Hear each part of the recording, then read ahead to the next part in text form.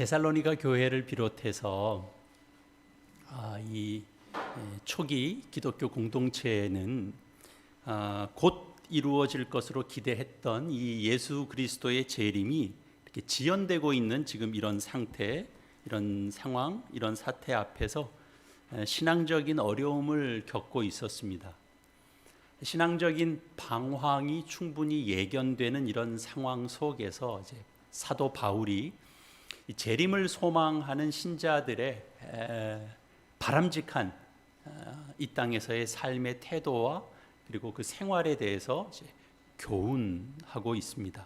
그 마음이 이제 오늘 본문의 23절에 잘 나타나 있습니다. 평강의 하나님이 친히 너희를 온전히 거룩하게 하시고 또 너희의 온 영과 혼과 몸이 우리 주 예수 그리스도께서 강림하실 때에 흠없게 보존되기를 원하노라. 하나님께서 이 데살로니가 교회의 교인들의 삶을 지켜주시기를 바란다. 지금 이런 거죠. 이거 굉장히 의례적인 인사말처럼 들릴 수도 있겠습니다만 사실은 여기에 우리 기독교 신앙의 중요한 핵심이 담겨져 있습니다. 이 표현 속에 예수 그리스도의 강림이 일어나는 때가 언급되어 있기 때문에 그렇습니다. 여러분, 일단 그때까지 잘 버텨야 되는 겁니다. 버텨내는 것이 중요합니다. 근데 말로는 쉬운데요, 우리 버틴다라는 게. 그러나 사실 이게 버텨내는 것도 억지로 되는 것이 아닙니다. 우리 인생살이라는 것이 내가 노력한다고 해서 늘 원만하게 해결되는 것이 아닌 것과 같습니다. 그래서 바울은 데살로니가 교회와 그 교회에 속한 그 교우들이 예수 그리스도의 강림하실 때까지 잘 버텨내라 라는 뜻으로 하나님의 도우심을 기원하고 있습니다. 바울이 여기서 언급하고 있는 예수 그리스도의 강림이라고 하는 것은 우리가 이제 재림이라고 표현하는 것과 같은 의미입니다. 예수 그리스도께서 다시 오신다, 그런 뜻입니다. 예수의 강림은 우리 기독교 신앙 전체를 관통하고 있습니다.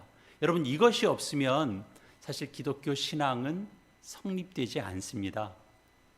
우리 초기 기독교 성도들이 그 신앙을 분명하게 하기 위해서 그 신앙을 요약해 주고 있는 사도신경에도 이 부분은 매우 명시적으로 이렇게 밝혀져 있습니다. 우리가 드리는 사도신경에 예수 그리스도께서 사흘 만에 죽은 자 가운데서 다시 살아나시며 또 하늘에 오르사 전능하신 하나님 우편에 앉아 계셨다가 저리로서 산자와 죽은 자를 심판하러 오시리라.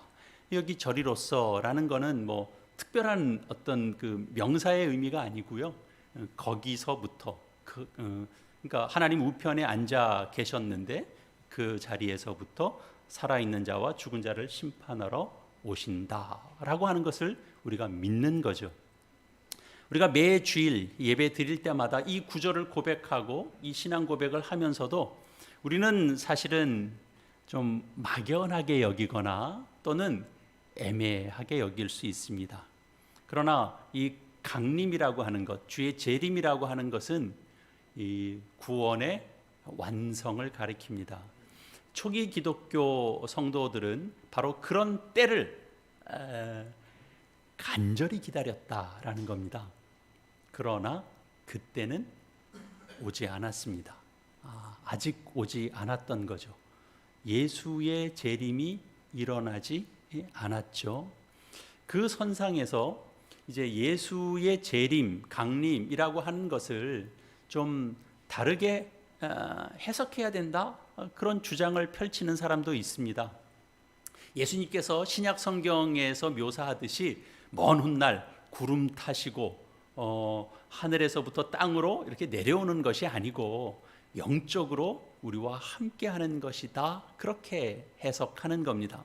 이런 해석에 따르면 우리는 이 세상에서 예수님의 말씀대로 그냥 말씀을 따라서 원수를 사랑하고 또 정의와 평화를 실천하고 또 하나님께서 주신 말씀을 잘 따라 순종하면 됩니다. 이렇게 하나님의 말씀이 바로 이 땅에 실현되는 것이 바로 그분의 재림이다라는 거죠. 이런 해석과 주장 이런 것들은 나름 좀 의식이 있고 또 좀 지성과 합리적인 사고를 바탕으로 하는 그런 기독 신자들에게 주로 이런 생각들을 좀 따르고 그럽니다. 이런 생각으로 삶을 산다, 뭐 나쁘진 않죠. 좋은 일입니다.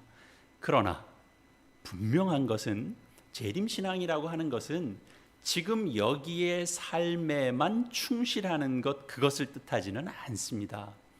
그러니까 옳은 주장은 아닌 거죠.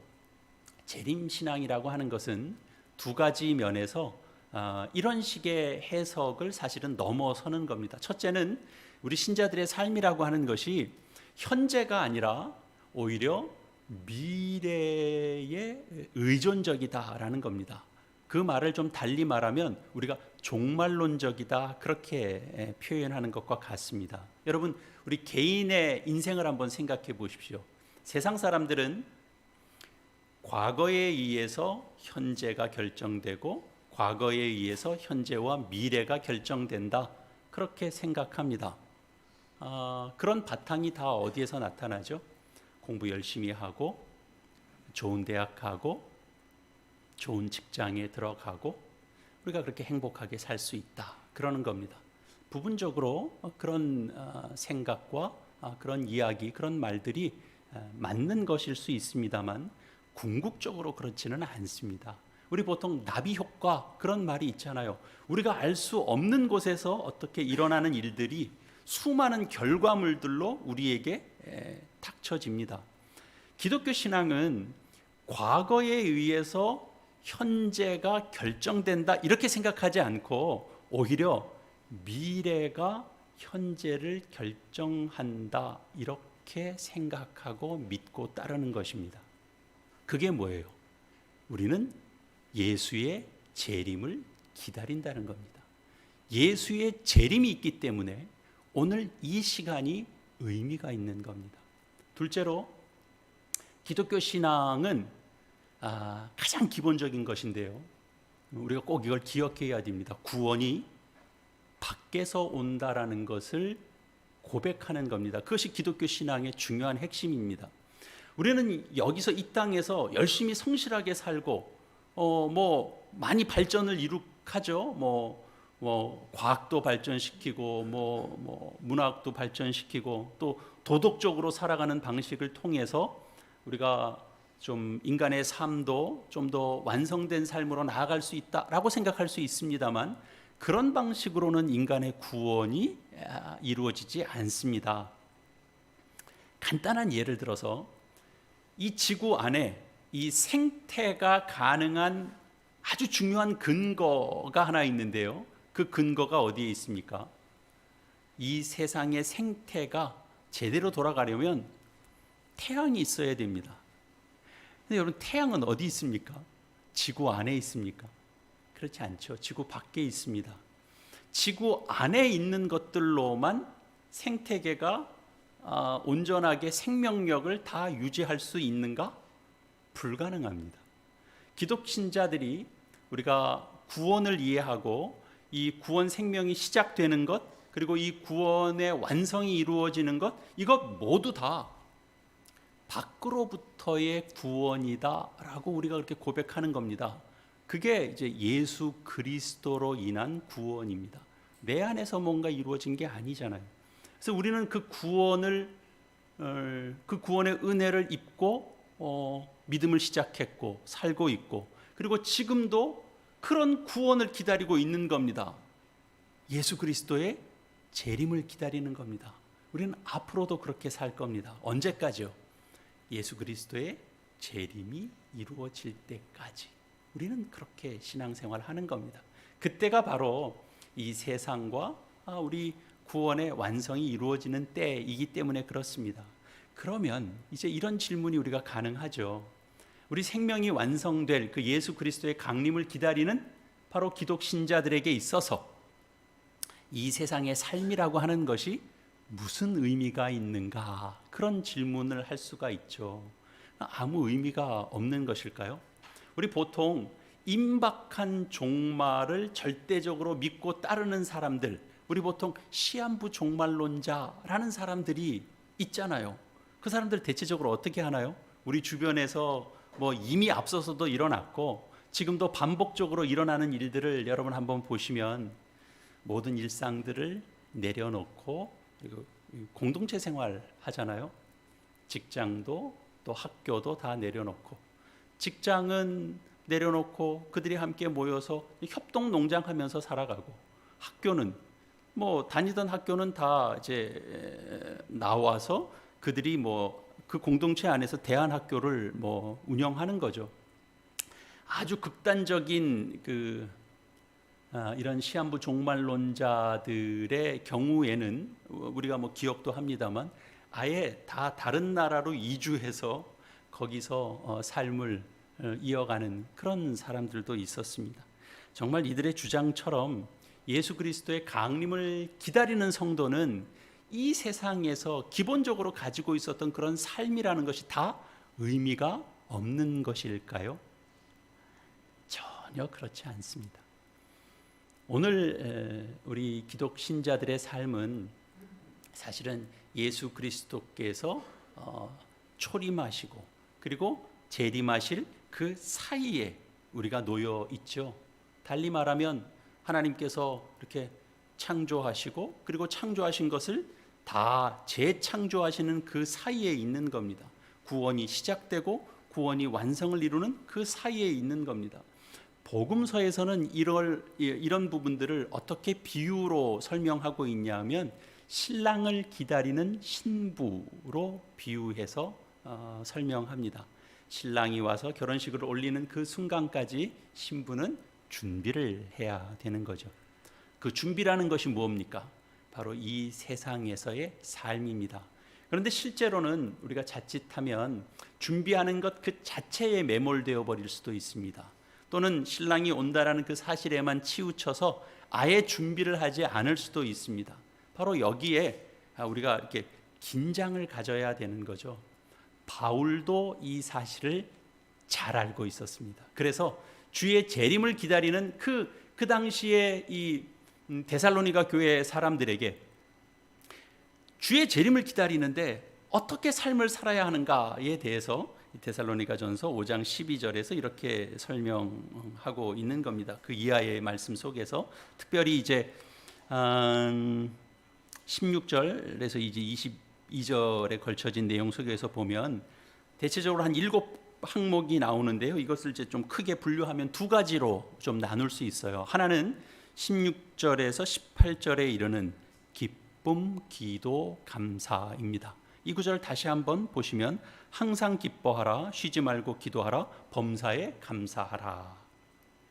이 말씀이 은혜와 진리의 말씀인 것은 분명하지만 여러분 당장의 이 말씀이 은혜로 실감이 되십니까? 오히려 고개를 좌우로 고갯짓 하게 되지 않습니까? 우리가 이 세상을 살 때 어떻게 항상 기뻐할 수 있지? 잠시 기뻐할 수는 있지만 어떻게 항상 기뻐할 수 있는가? 우리는 항상 기뻐할 수 없습니다. 우리가 잠시 기도할 수는 있습니다. 그러나 쉬지 말고 기도할 수는 없습니다. 우리가 좋은 일이 생겼을 때는 감사할 수 있습니다. 그러나 범사에 감사하기는 어렵습니다. 거의 불가능처럼 느껴집니다. 이것이 이제 우리의 고민이죠. 실제 삶에서 세상 사람들과 우리가 크게 차이나지 않은 삶을 살아가고 있습니다. 우리 일상에서 뭐 똑같이 삶을 살면서 일희일비합니다. 뭐 시작은 좋게 시작했다가 뭐 낮에 지나면서 뭐 조그만한 좀 문제 앞에 부닥치면 금방 뭐 화도 내고 뭐 그냥 사람들하고 싸울 것처럼 우리가 그런 성정을 가지고 있죠.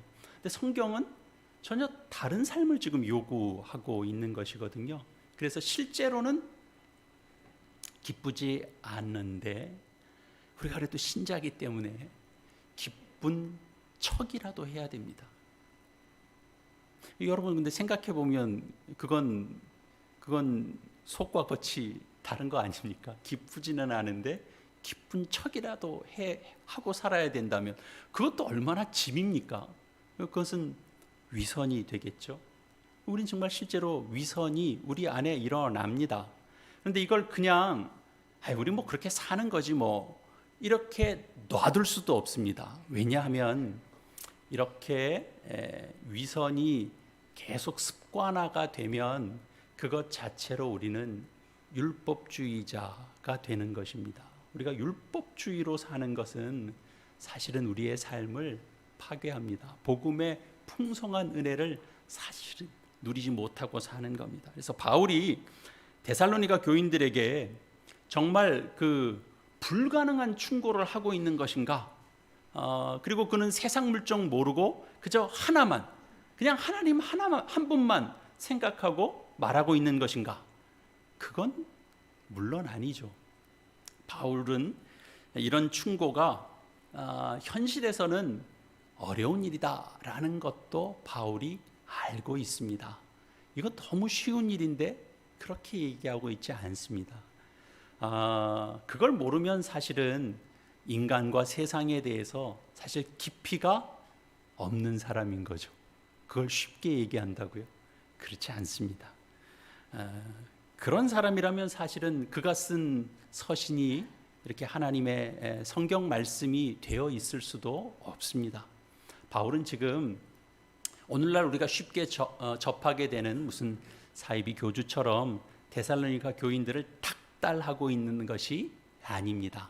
항상 기뻐하라 라고 하는 말씀은 위협이 아닙니다. 예수 그리스도의 재림을 준비하라 라는 겁니다. 보람있게 살라는 겁니다.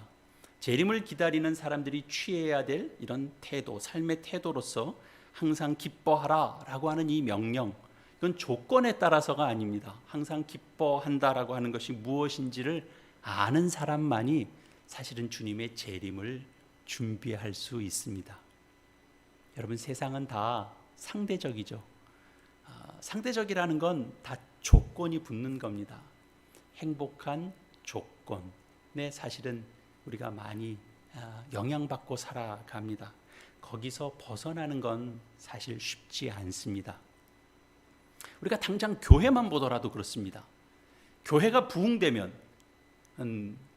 기뻐할 만한 일이겠죠. 근데 교회가 어려우면 어떤가요? 어려우면 기뻐하기가 쉽지 않습니다. 교회가 어려운데 이렇게 기뻐해야지 누가 이렇게 얘기하겠습니까? 그런데도 교회는 오늘 이 말씀 앞에 분명히 서 있어야 되는 겁니다. 항상 기뻐할 수 있는가 하는 그런 질문 앞에 서야 되는 거죠. 이 사실을 아는 사람은 바로 예수 그리스도의 재림으로 인해서 주어지는 그 구원의 완성, 그 생명의 완성을 간절히 기다릴 수밖에 없습니다. 그럴 때 우리는 항상 기뻐할 수 있는 어떤 영적인 동기가 생기는 거죠. 주의 재림이 없다라고 하면 우리는 다 이 현실에서 오는 모든 일에 매몰돼 버릴 겁니다. 좋은 일 있으면 기뻐하고 문제가 생기면 한없이 우리는 가라앉을 수밖에 없습니다. 그러나 주의 재림이 있습니다. 주께서 다시 오셔서 우리의 이 불완전한 이 구원을 온전한 것으로 만드실 그때가 준비되어 있다라는 것을 바라보는 자는 기뻐할 수 있습니다. 그래서 바울은 과감하게 항상 기뻐하고 또 쉬지 말고 기도하라고 하고 범사에 감사하라 이렇게 충고할 수 있었던 겁니다. 바울이 충고하고 있는 또 다른 내용이 있죠. 19절에서 22절에 걸친 내용입니다. 그 내용 다시 한번 보시죠. 성령을 소멸하지 말며 예언을 멸시하지 말고 범사에 헤아려 좋은 것을 취하고 악은 어떤 모양이라도 버리라. 첫 번째 단락에서 기쁨과 기도와 감사 이런 것들이 좀 일반적인 충고였다라면 두 번째에 있는 내용은 사실은 그들 속에 있었던 어떤 교회 안에 어떤 특정한 현상들을 배경으로 하고 있는 겁니다. 그건 무슨 말이냐면 당시에 믿는 사람들, 이 이제 교회에 속한 교인들은 좀 열광적이었습니다. 열광적인 어떤 그 성령 운동 이런 것들에 매우 심취되어 있었습니다. 대표적으로 방언과 신유와 예언 같은 것들입니다. 이런 이제 열광적인 은사 운동 같은 것은 우리 눈에 보이지 아니하는 하나님을 구체적인 현상으로 경험해 보려고 하는 시도고, 그런 현상이 나타날 때 정말 하나님께서 이렇게 함께 하고 계시고 역사하고 계신다라고 하는 것을 좀 경험하고 느끼기에 좋은 겁니다. 그래서 사람들이 다 그런 부분에 매력을 느끼는 거죠. 방언하고 병이 낫고 그리고 예언하고. 근데 바울은 바로 그런 현상들에 대해서 바르게 가르치려고 애를 썼습니다. 고린도전서 12장, 13장, 14장에 걸쳐서 이런 부분들을 자세하게 설명하고 있습니다. 한번 기억하셨다가 한번 그 대목을 한번 또 읽어보시면 여러분들에게 유익이 되죠. 거기서 바울은 이런 은사적인 것들을 매도하지 않습니다. 그런 은사를 받은 사람들이 있는데, 그런 은사를 받은 사람들은 자신을 드러내지 말고 그 받은 은사를 무엇을 위해서? 교회의 덕을 위해서 사용하라 그럽니다. 덕을 세우라 그렇게 강조하죠. 그러니까 위에 이제 있는 내용, 바울이 했던 내용과 사실은 비슷한 내용입니다.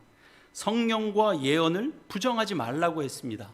이건 우리 신앙생활에서 이런 신비로운 일들이 일어나기 때문입니다. 그걸 부인하지 않습니다. 그러나 뭐를 덧붙이고 있죠?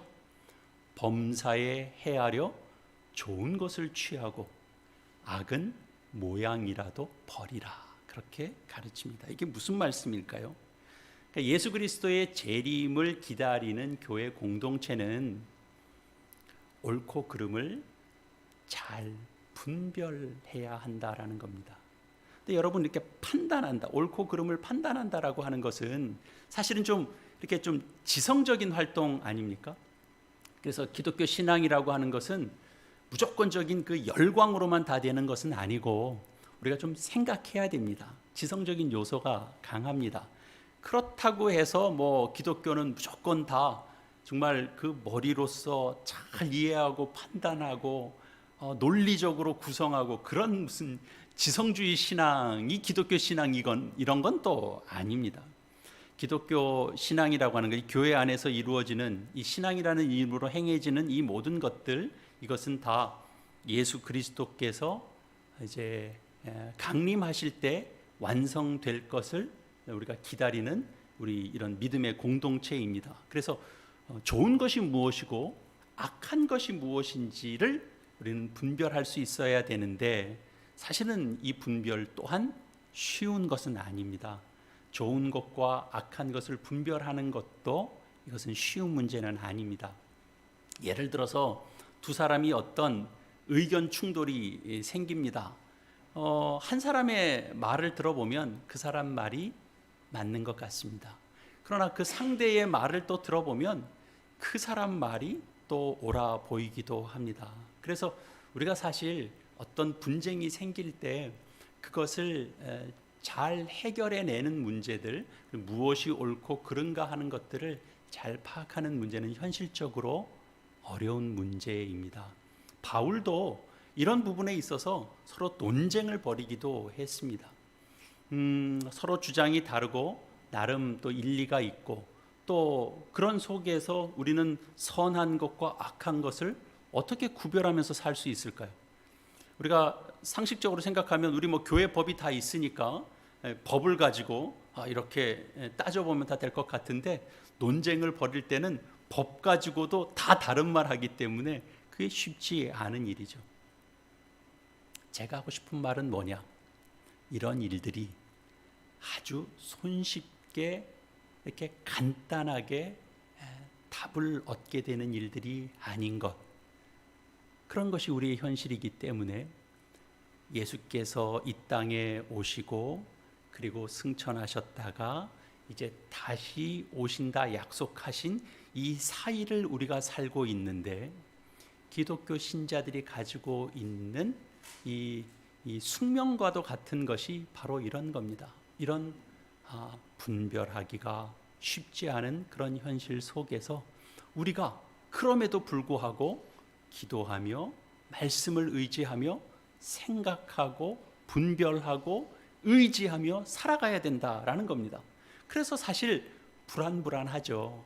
불안하니까 우리가 하나님 앞에 나와서 기도하는 겁니다. 하나님의 은혜를 구하는 겁니다. 사실 우린 죽을 때까지 우리 안에 있는 그 이런저런 모양의 그런 불안감 같은 것을 다 해소하지는 못할 것입니다. 그러나 우리에게는 그래도 내가 믿는 것이 있어서 내가 내 속에 찾아오는 이런 불안감에 내가 막 휩싸여지지 않고 그래도 믿음으로 지켜내는 정도를 가지고 있는 거죠. 여러분, 바울도 이 사실을 다 알고 있었습니다. 본인 자신도 불안할 때가 있었고 또 데살로니가 교인들도 흔들리고 있다는 것도 압니다. 주의 재림이 빨리 임하지 않으니까. 사실 이 세상에서 어느 누구도 이런 진리를 손에 딱 쥐고 모든 것들을 다 이 진리 안에서 쉽게 선택하고 판단하고 나갈 수 있는 사람들이 잘 없습니다. 여러분, 야구 중계를 좀 보다 보면요, 매우 특이한 해설을 종종 들을 때가 있는데, 좋은 타구, 특별히 홈런을 친다거나 아니면 아주 정교한 이런 장타가 나오면 해설하는 사람이 이런 표현을 종종 써요. 이 선수가 공을 딱 잡아두고 때렸대요. 여러분, 그거 말이 됩니까? 그 속도가 얼마나 빠른데요. 우리 일반 사람들이 그 타석에 서면 저쪽에서 공을 딱 던져서 여기까지 들어오는데 그냥 눈 깜빡하는 사이에 들어옵니다. 이거 어떻게 휘둘를 타이밍도 이제 못 잡죠. 아마 우리가 보통 사람들이 쓰면 저 포수의 글러브에 공이 퍽 하고 들어간 뒤에 그리고 배스를 휘두르는 게 보통일 겁니다. 그런데 그 공을 잡아두고 때린다고요? 그런 표현을 종종 써요. 몰라요. 야구는 그 기술이 고도로 올라가면 어떤 그런 부분들이 있을지는 모르겠습니다만, 우리가 진리를 딱 손에 쥐고 어느 한순간도 흔들림 없이 딱 쥐어들고 그럴 수 있는 사람은 사실 없습니다. 사도들도 그랬습니다. 이런 상황에서 기독신자들이 어떻게 살아갈 수 있는가? 이 대목에서 바울이 23절 말씀을 왜 기록했는지를 우리가 더 정확하게 알게 되는데요. 그것이 유일한 답이기 때문에 그렇습니다. 바울은 이렇게 말합니다. 평강의 하나님이 친히 너희를 온전히 거룩하게 하시고 또 이제 예수 그리스도께서 강림하실 때 흠없게 보존되기를 원한다. 이게 하나님께서 지켜달라고 하는 기도이자 축원입니다. 하나님께서 거룩하게 하셔야만 우리가 흠없이 될 수 있다라는 것을 알기 때문입니다. 하나님의 도우심을 바란다라고 하는 이런 표현들이 우리가 너무 익숙한 표현이라서 별로 감동이 없을 수도 있습니다. 그러나 초기 기독교 신자들부터 시작해서 오늘에 이르기까지 주의 도우심을 구한다, 하나님의 도우심을 우리가 바란다, 이런 건 우리는 지금도 계속 쓰고 있는 것입니다. 이런 너무 흔한, 그래서 상투적인, 그렇지 않죠. 우리가 아무리 흔하게 쓴다고 해서 그 말 자체가 그냥 너무 흔한 그런 내용이 아닙니다. 사람이 하나님의 도우심을 구한다고 해서 아무것도 우리는 하지 않고 공짜만 바란다, 그런 뜻은 아닙니다.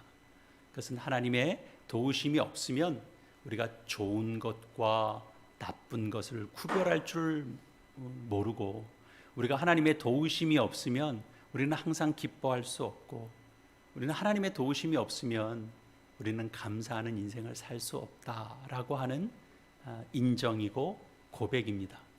또한 그렇게 살겠다라고 하는 그런 어떤 결단, 그런 의지입니다. 그렇게 살고 싶다라고 하는 희망이기도 합니다. 그래서 우리 신자들은 늘 하나님의 은혜를 구하고 그 은혜를 의존하며 살아갑니다. 아무리 흔한 표현이라고 해도 이 진리됨을 다르게 표현할 수는 없습니다. 그럴 이유도 없습니다. 우리는 그대로 이야기하면 됩니다. 뭐라고요? 하나님의 도우심.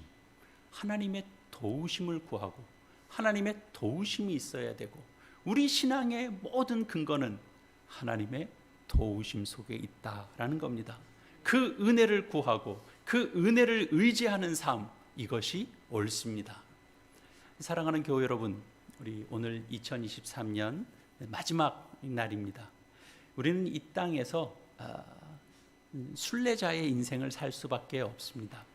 이 땅이 우리가 거할 궁극적인 처소는 아닙니다.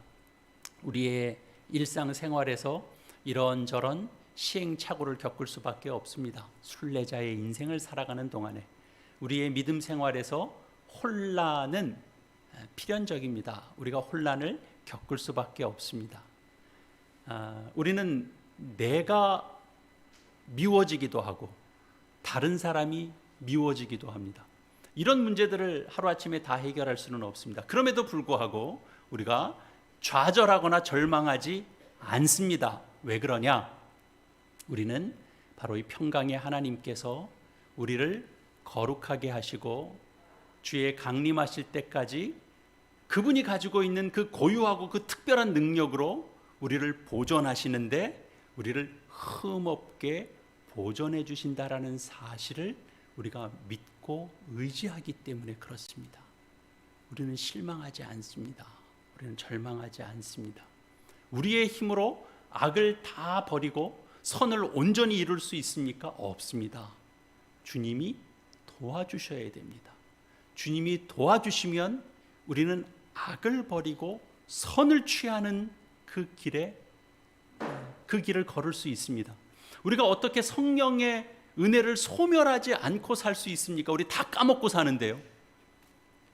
그러나 하나님의 도우심이 있으면 우리가 그 은혜를 누리면서 살 수 있습니다. 우리가 어떻게 예언을 멸시하지 않고 살 수가 있겠습니까? 예언이라고 하는 건 말씀이라고 바꾸어서 이해하셔도 좋습니다. 우리가 어떻게 항상 말씀을 멸시하지 않고 늘 하나님의 말씀을 받들며 살 수 있습니까? 우리 안 됩니다. 그러나 하나님께서 도와주시되 말씀에 감동을 주시고 말씀으로 우리를 지도해 주시면 우리는 그 말씀을 멸시치 않고 의지하며 살아갈 수 있습니다. 우리 스스로는 예언을 소멸하지 않을 능력도 없고 예언을 멸시하지 않을 능력도 없습니다. 우리는 늘 수시로 넘어지는 존재들이기 때문에 그렇습니다. 우리 힘만으로는 여러 유혹들을 이길 수 없습니다. 우리의 힘만으로는 세상의 염려들을 다 이길 수 없습니다. 믿음을 지켜낼 수 없습니다. 하나님께서 도와주셔야만 가능합니다. 그래서 약속을 전하고 있는 겁니다. 다시 읽겠습니다. 우리 함께 23절, 24절 다시 읽겠습니다. 시작. 평강의 하나님이 친히 너희를 온전히 거룩하게 하시고 또 너희의 온 영과 혼과 몸이 우리 주 예수 그리스도께서 강림하실 때에 흠없게 보존되기를 원하노라. 너희를 부르시는 이는 미쁘시니 그가 또한 이루시리라. 아멘. 하나님은 우리의 온 영과 혼과 몸, 우리 전 인격체를 붙드십니다. 그분은 미쁘시니 그분은 신실하신 분이시기 때문에 모든 약속을 이루십니다. 2023년도 그런 간섭 속에 허락된 시간들을 우리가 살아왔습니다. 하나님께서 도우셔서 우리에게 기쁨도 주셨고 하나님께서 도우셔서 우리를 기도하게 하셨고 감사하게 하셨습니다. 성령의 충만함도 경험케 해주셨고 말씀의 진리됨도 붙들 수 있게 해주셨습니다. 우리 사실 그 도움으로 산 겁니다. 오늘까지. 우리 새해에도 하나님의 그 도우심을 바라고 우리 새해에도 더 분별을 가지고 우리가 좋은 것을 취하고 악은 버리며 나아가는 그런 신자의 삶을 살아가기로 우리 마음에 다지는 시간들이 우리에게 필요합니다. 우리가 좋은 것을 받고 나르는 여러분들의 귀하고 복된 인생이 새해에도 더 풍성하게 펼쳐지기를 주의 말씀으로 축원합니다. 기도하시겠습니다. 우리 오늘 이 말씀 기억하시면서 한 해를 감사하시고 새로운 한 해를 또 하나님 앞에 간구하시는 우리 화음의 기도 함께 잠시 드리겠습니다. 사랑의 하나님, 감사합니다. 지극히 연약하고 악하고 추한 저희를 주께서 일방적으로 사랑해 주셔서 성령의 은혜 속에 구원받고 믿음의 삶을 시작할 수 있게 하시고 계속해서 성령의 감동 속에 주님의 말씀 들려주시니 감사합니다. 그래도 여전히 저희는 선악을 분별하지 못하고 악의 모양을 따를 때가 있습니다. 주님, 저에게 약속하신 대로 주께서 저희를 도와주시옵소서. 성령을 소멸치 않고 예언을 멸시하지 않고 성령의 감동 속에 진리와 선을 알고 악을 버리고 선을 행할 수 있는 주님의 자녀들이 될 수 있도록 주님 도와주시옵소서. 저희 교회가 연약한 자들이 함께 모여 주의 은혜를 구하는 믿음의 공동체입니다. 성령께서 함께 해주시고 또한 주님의 이 몸된 교회와 각 가정을 붙들어 주셔서 사랑과 믿음과 소망의 말들이 퍼져나가고 새해 힘을 얻어서 하나님을 영화롭게 하고 세상 앞에 덕을 끼치며 살아가는 모든 존재들이 되도록 주님 복 내려 주시옵소서. 예수님의 이름으로 기도합니다. 아멘.